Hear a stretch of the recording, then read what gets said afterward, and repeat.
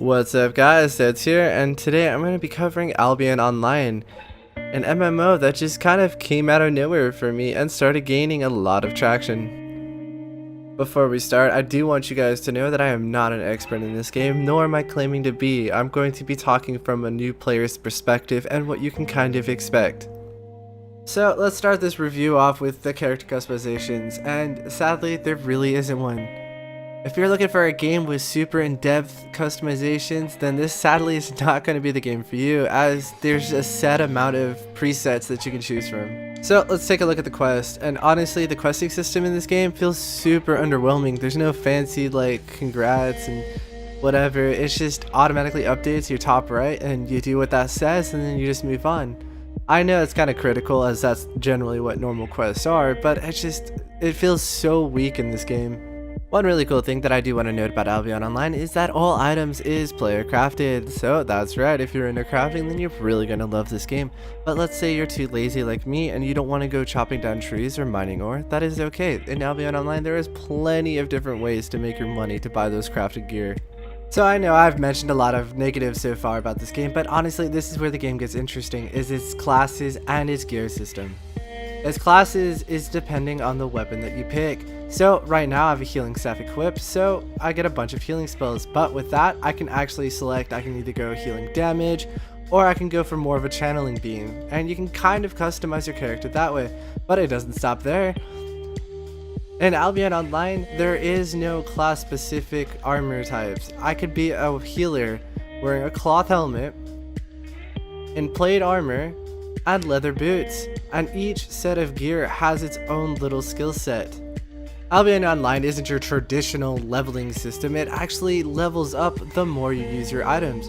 So the more I use staves, it will let me branch out into all of these different staves. From here you get to pick specifically where you want to go, and I want to go into Warlock. So the more I use my Warlock staff, the higher in the food chain I can go. And on top of that, the more I use it, the more it levels up, and the more spells I can get. Which ultimately means when you run into somebody, he's not going to be the same person that you just fought. No healers are going to be the same, as well as no damage is going to be the same. Hell, you can even go a tank frost mage if you want to. Like, the possibilities are truly endless. In Albion Online, let's say you're a PvEer and you want to do dungeons. Well, there are multiple different dungeons, but I'm just going to cover the few that I have tried out. Which is one, the normal dungeon, which you can find in any town. It's just this blue portal right up here. You just click it and then select if you want to do a solo one or a grouped one.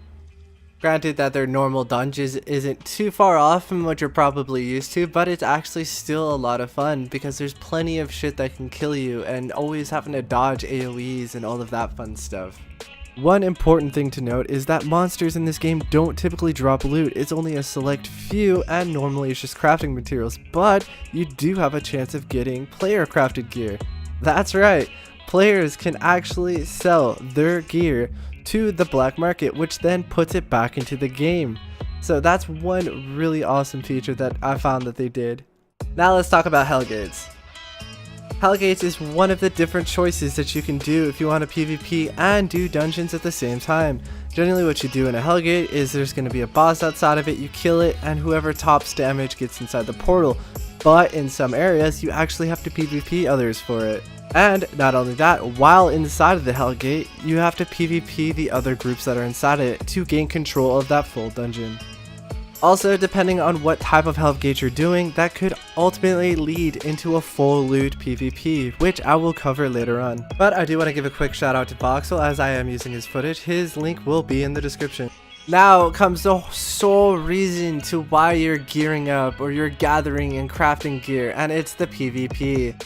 In Albion Online, if you're PvPing in a red or a black zone, it is a full loot PvP, so that means if you die, you lose everything on you and everything in your inventory. So you have to be severely cautious, but honestly, that's one thing I thought I was gonna dislike, but that's what makes this game super fun.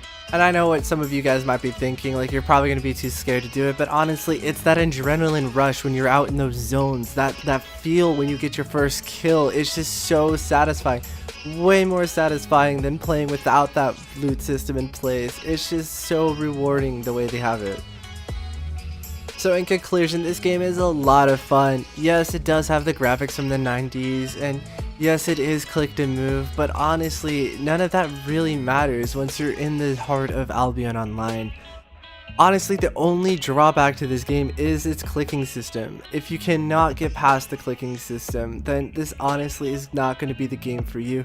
But if you can, and you can get to experience the PvP and everything that this game has to offer, then I know that you will actually like this game. But with all of that being said, I do want to give a shout out to the Baka Guild, as I am using their PvP footage right now, and I do suggest to go watch it. It's actually really entertaining. Thank you guys for watching. I had a lot of fun making this video. Hopefully this helped those people who are on the fence whether you should or should not get this game. But also leave in the comments whether you liked or disliked Albion Online. But like always guys, I will see you in the next one.